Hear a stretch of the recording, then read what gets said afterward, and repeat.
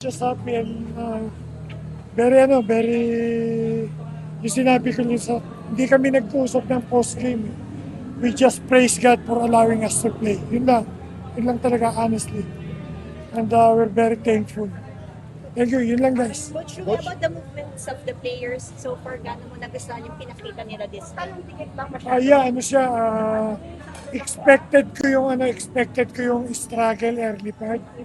But the way we practice last 2 weeks, sabi ko eventually you will cope up with this.